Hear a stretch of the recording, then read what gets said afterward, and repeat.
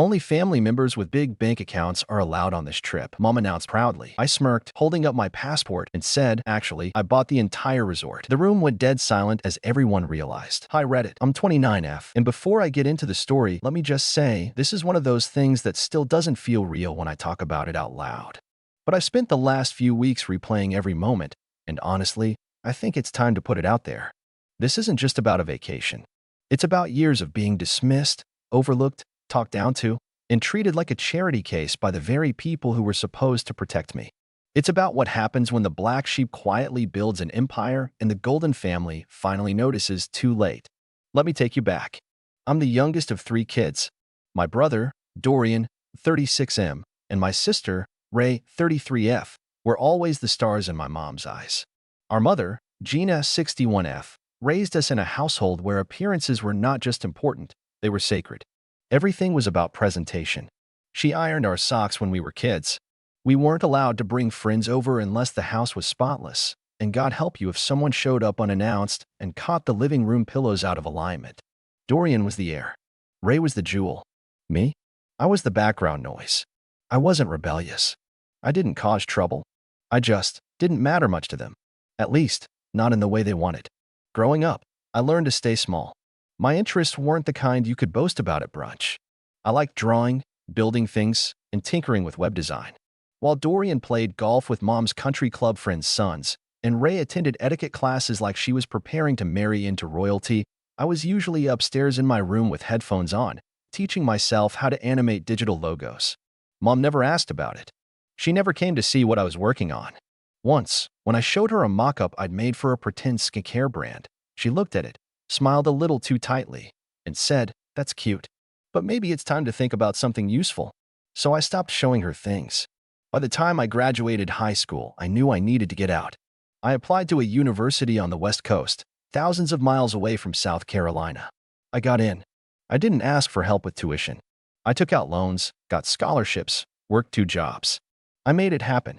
Meanwhile, back home, Dorian joined our uncle's real estate firm straight out of college and started wearing suits 3 sizes too big because he thought it made him look intimidating. Ray married Camden. Yes, that's his actual name, a man whose parents owned 3 properties and a lifestyle brand that no one could ever really define. She stopped working 2 weeks after the wedding. They stayed in Mom's orbit. I didn't, and that made me an outsider, which would have been fine if they'd just let me go. But no. Every time there was a gathering, I'd get the call. Mom would leave me messages like, "We don't want you to feel left out, but don't come if you're just going to mope," or, "I hope you're not going to show up dressed like you did last time." I always debated whether it was worth the emotional gymnastics to go, and more often than not, I chose peace and stayed home. Then came the trip. About 2 months ago, I got a message in the group chat titled Summer Reunion, Family of High Standards. Yes, that's what she named it. The first message read, "Hi family. I'm organizing a luxurious getaway this summer to celebrate our values, our success, and our bond. The idea is to relax, recharge, and reconnect, but only with those who've proven themselves as contributors to this family's legacy. If you've got the means and the mindset, you're welcome. If not, we'll toast you from the beach. No hard feelings." I stared at that message for a full minute, wondering if it was satire. It wasn't. Over the next few days, the thread filled up with Dorian bragging about his new linen suits and Ray posting mood boards of aesthetic beachwear. Mom dropped hints about the destination being somewhere breathtaking, think Mediterranean. The tone was clear. If you weren't pulling in 6 figures or pretending to, stay home. What really got me was when Mom sent out a poll asking who could contribute to the cost of the villas. The lowest option was labeled, "Can't contribute financially, but can help cook/clean." I shouldn't have looked, but I did. And I saw that Dorian voted, willing to contribute generously, and commented, "Some of us carry more weight than others. That's family." Ray voted, happy to split costs with the successful bunch. I didn't vote. Instead, I got a call from Aunt Sable the next day.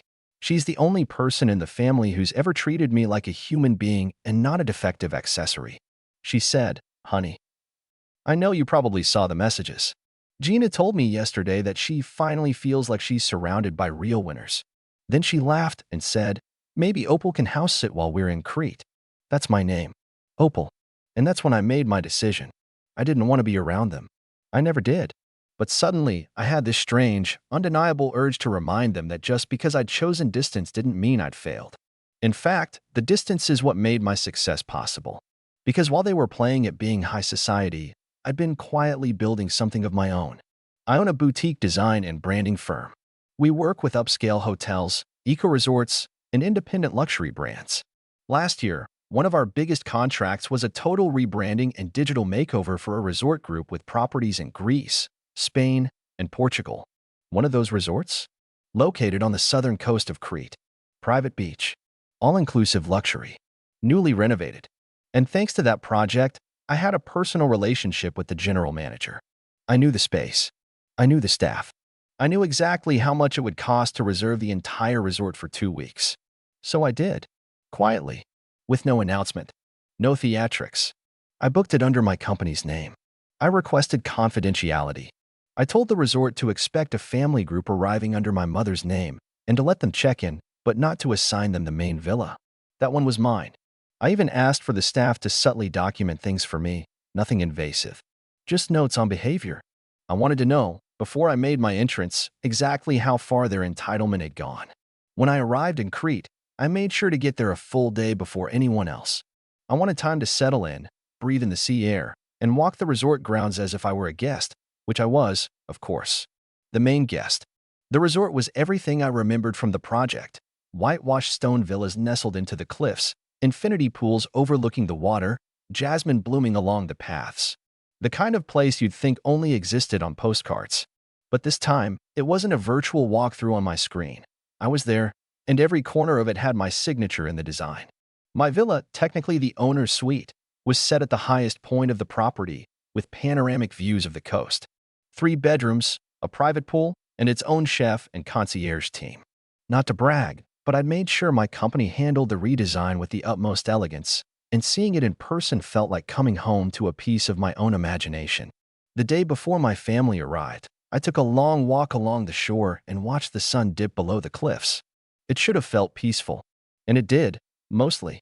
But I'll admit, there was a part of me that was tense. Not nervous, exactly, but bracing for impact. I knew what was coming. The next afternoon, their cars began to arrive. It started with Ray and her husband Camden, stepping out in matching linen sets and oversized sunglasses. Ray strutted through the entrance like she was walking a red carpet. I watched from a shaded cabana a little distance away, sunglasses on, completely invisible to her. I could hear her from where I sat. "This is the entryway?" she gasped, spinning in place. "This puts the Hamptons to shame." Camden nodded solemnly, as if that were some kind of official real estate metric. Definitely worth the splurge. Next came Dorian. He arrived alone, rolling 2 enormous suitcases and wearing a straw hat that made him look like a disoriented tourist. He barked something at the concierge about needing help with his bags immediately, then added, "And I need the room with the private deck." "I assume that's reserved for me." The staff smiled politely and told him, "Of course, sir. Everything has been arranged." And finally, my mother. She stepped out of the last SUV with a slow, theatrical grace, her scarf floating behind her, oversized earrings glinting in the sunlight. She paused to look at the resort like a queen surveying her kingdom. "Oh," she said, drawing out the word. "This will do. It's not Capri, but it will do." I watched her hand the valet her sunglasses without saying a word, as if he were there only to hold them. The manager, Nicholas, approached her with a smile. "Mrs. Murrin, welcome. We're honored to have you and your family with us." My mom smiled as if she were being interviewed for a luxury lifestyle segment. "Well, it's not every day you get real contributors in one place, now is it?" Nicholas, to his credit, didn't blink. They were all ushered into the main reception villa where refreshments had been laid out, sparkling water, fruit platters, fresh bread. The staff played their part perfectly, warm, professional, and just detached enough to make my family feel like they were being catered to. I stayed in the background for a while longer. I wanted to watch them settle in, get comfortable, and start assuming they were at the top of the food chain. Because that's what they do, coast on confidence, assume ownership, and speak louder when they sense discomfort. An hour passed. They were shown to their villas, not the owner's suite, and Dorian was the first to complain. "This isn't the layout I asked for," he said, frowning as he examined the guest villa. "I specifically said I needed the room with a jacuzzi and ocean view. This one faces a courtyard." The concierge smiled calmly. "That villa is currently occupied. but we made sure yours is still one of the finest. Ray chimed in. Wait, someone else got the best villa? Camden was already poking around the minibar, but Ray's voice grew louder. Did someone in the group book separately? That suite should be ours. Everything is in order, Nicholas said, gently closing the door behind them. It took a little longer than I expected for them to start asking questions, but by that evening, I knew the moment had come. They had changed into evening clothes, Mom in her signature cream dress and heels she could barely walk in, Ray in a glittering jumpsuit that looked wildly out of place, and Dorian in a blazer 2 sizes too small. They made their way to the central dining terrace for dinner, expecting the best table, and that's where I decided to make my entrance. I came down the stone staircase from my villa slowly, deliberately. The wind was soft, the sky behind me streaked with pink and gold. I wore a simple blue dress and carried only my passport and room key. I could feel the heads turning as I walked toward the table they'd claimed. Dorian saw me first. He did a double take, blinked, and looked again like I was a ghost. Ray whispered something under her breath. Camden sat back in his chair, clearly confused. But Mom's face changed in stages. Confusion, then irritation, then, finally, disbelief. I stopped in front of their table, smiled politely, and said, "Hope I'm not interrupting." "Opal," Mom said, her voice climbing a note. "What are you doing here?" "Vacationing," I said calmly. "Just like you." Dorian crossed his arms. "How did you even know we were here?" I reached into my bag and pulled out the room key, then flashed my passport for good measure. "I didn't just know. I planned it. I booked the resort. You could have heard a fork drop." "Excuse me," Ray said, eyes narrowing. "I bought out the resort," I said again, more slowly this time. "Every villa, every room. My company handled the rebranding last year. I made a few calls." Camden glanced around, clearly trying to figure out if this was a joke. "So, wait. You invited yourself to a family trip." I looked at him, then at all of them. "No. I invited you. This entire trip? The villas? The food? The flights? All courtesy of me." Mom opened her mouth, closed it, then tried again. "But why wouldn't you say that?" "Because I wanted to see how you'd act when you thought I didn't belong." The silence that followed my announcement wasn't just awkward, it was chilling. You could hear the ocean breeze against the stone walls and the soft clink of glasses from nearby tables. But at our table? Nothing. Not even a breath. My mother's hand twitched against her napkin like she wanted to tear it apart. Ray's lips parted slightly, as if she were trying to come up with a response, but her thoughts hadn't caught up yet. Dorian was already shaking his head like I'd pulled off some petty trick instead of a long, strategic play. "Let me get this straight," Ray finally said, her voice clipped. "You bought out this entire resort, just to make some kind of point?" I smiled, folding my hands neatly. "No, I bought it out because I could. The point was just a bonus." My mom blinked, then gave a short laugh, dry and bitter. "So now you think this makes you what? Successful? Important?" She didn't even try to hide the disdain in her voice. "I am successful," I replied, still calm. "But don't worry, I don't expect you to be proud. That ship sailed when you told me I was embarrassing the family by working on unrealistic dreams." She drew herself up stiffly in her chair, like a principal about to scold a child. "We never said that. You said," I began slowly, turning toward her, "that people like me don't belong in rooms with CEOs. That I should be grateful Ray and Dorian were taking the lead for the family legacy while I, what was the word, tinkered with little ideas." Dorian muttered something under his breath. "I'm sorry. What was that?" I asked, tilting my head. He raised his voice slightly, avoiding eye contact. "This feels childish. You went out of your way to create a spectacle just to throw your success in our faces. It's manipulative." A little laugh escaped me before I could stop it. "Manipulative? Dorian, do you remember when you accidentally copied my pitch deck 3 years ago and sent it to your investor friends under your name?" His jaw tightened. "That's not what happened." "Oh, it isn't?" I said, leaning forward. "Because I still have the emails. You didn't even bother to change the formatting." Camden looked between us, clearly confused. Ray said nothing, but her eyes were darting everywhere, trying to assess how bad this would get. Mom finally broke the tension. "Enough," she snapped. "This is exactly why we didn't invite you to the original family planning meeting. You twist everything into some sort of personal grudge. It's always about you, isn't it?" I smiled gently. "You're right. It is about me now. After all these years of being treated like the backup option, I decided I'd rather be the executive producer of my own life. And this," I gestured to the table, The setting sun behind us, the villa lights slowly turning on in the distance. This is just a taste of what that looks like. Mom stood up, grabbing her handbag with that same old dramatic flair. If this is your idea of family, count me out. No, I said, pushing back my chair as well. You counted me out. I'm just living the reality you tried to erase. She opened her mouth to retort, but I cut her off with a raised hand. Before you storm off, let me make something clear. You're here as my guests. You didn't book this trip. I paid for everything, down to the bathrobes in your closets. And I've instructed the staff accordingly. Dorian narrowed his eyes. What does that mean? It means, I said evenly, you're not in control here. Not of the schedule. Not of the seating. Not of who gets what villa. You're not the main characters this time. That was when Nicholas approached with a small stack of printed itineraries.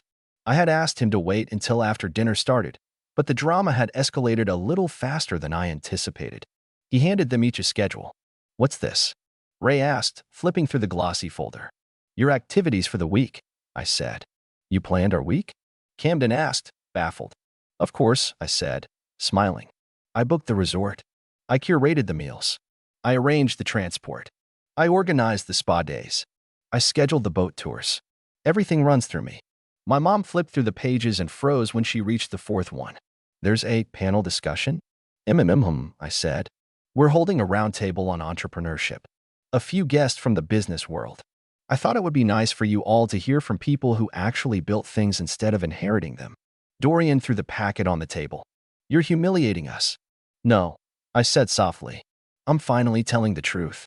My mom turned on her heel and walked away. Ray followed a few seconds later, her heels clacking angrily against the tile. Dorian stayed behind for a moment longer, staring at me. You think this proves something? He said bitterly. It proves I don't need you to approve of me anymore, I said. And then I left the table. I returned to my villa that night with a strange calm in my chest. I knew things were only beginning. The trip had 6 more days, and I had planned every single one of them with precision. The next morning dawned bright and deceptively peaceful. I woke early, drank my coffee on the terrace, and watched the sea sparkle.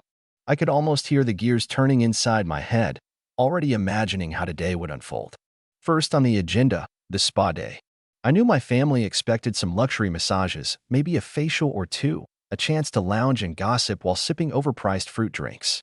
But instead, Nicholas handed each of them a schedule with appointments that didn't involve relaxation. Ray had been booked for a time management and leadership seminar designed for mid-level managers she had zero interest in attending. Camden's itinerary included a client negotiation workshop, led by one of my top associates. Dorian was assigned to an intensive brand identity and image consulting session that forced him to confront the fact that his attempts at entrepreneurship were painfully amateurish. When they realized the spa day wasn't what they signed up for, tempers flared. Ray stormed back to the main villa, slamming the door behind her, but no one was there to indulge her tantrum except the staff, who remained professionally silent. Camden muttered about canceling the rest of the trip. Dorian grumbled, but the look in his eyes told me he was already questioning his life choices. That evening's welcome dinner was the real highlight, and by that, I mean the moment I watched my family unravel completely. Nicholas handed out seating cards. Instead of grouping them by family ties or comfort zones, I had arranged the seats based on how much effort each person had put into their own careers and ambitions. So, Ray found herself seated next to a renowned self-made entrepreneur who had started her company from scratch in a crowded market. The woman asked insightful questions, making Ray squirm and stumble over her answers. Dorian sat beside a marketing genius who dissected his half-baked business plan over dinner, calmly pointing out where it fell apart. Dorian's smug facade cracked with every polite correction. Mom was seated across from a woman who'd founded a charity from the ground up, rebuilding entire communities after disasters. When Mom tried to steer the conversation toward luxury vacations and designer brands, the woman simply smiled and shared stories about fundraising and hard work. Meanwhile, I sat back, watching it all with a quiet satisfaction that had nothing to do with gloating. Over the next few days, I kept the pressure steady but subtle. When Ray complained about the early morning networking jogs along the beach, I reminded her, you always said discipline is key to success. When Dorian begged off attending a panel on sustainable business models, I sent him a quick note quoting his old emails bragging about being a visionary entrepreneur. Mom tried to rally support for a last-minute family gala on the final night, but it turned into a spectacle of her desperation. Her attempts to gather the staff and other guests to celebrate the Murren legacy were met with polite refusals and whispered looks. Nicholas gently explained that the resort was hosting a private event already, arranged months before I even thought of buying the place. By the end of the week, their entitlement was visibly worn down, replaced by exhaustion and frustration. I didn't rub it in. I just let the truth speak for itself. On the final day, before anyone packed up, I gathered them on the terrace overlooking the sea. "I know this wasn't the trip you expected," I began. They exchanged tired glances, but no one interrupted. "I didn't invite you here to pamper you or hand out praise. I invited you because you needed to see what it feels like to be on the outside, looking in. To be reminded that your legacy isn't a birthright, it's earned." Mom's jaw tightened, but she said nothing. "To be honest," I continued, "I never wanted this family to be defined by wealth or status. I wanted it to be defined by respect, by effort, by honesty. Things I tried to learn growing up around you all, but never saw." Ray finally spoke up, voice low and defeated. "Opal, maybe we were wrong about you. Maybe we judged too harshly." I looked at her steadily. "Maybe. But judging me isn't the problem. The problem is you never tried to understand me." Dorian snorted. "So this whole thing was just a lesson?" "No," I said. "This was a wake-up call. For all of us." I handed each of them an envelope.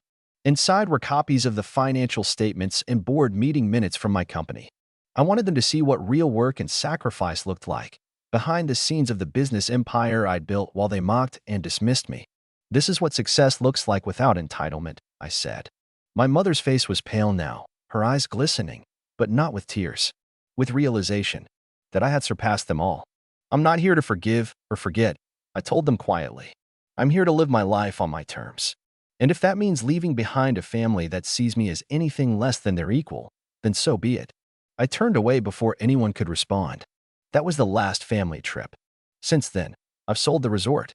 It was never about the property itself. It was about the message. And the message landed loud and clear. I still get occasional calls from distant relatives who want me to make peace. But the truth is, I'm done trying to fit into a family that only welcomes success when it suits them. I built my own legacy. And this time, I'm in control.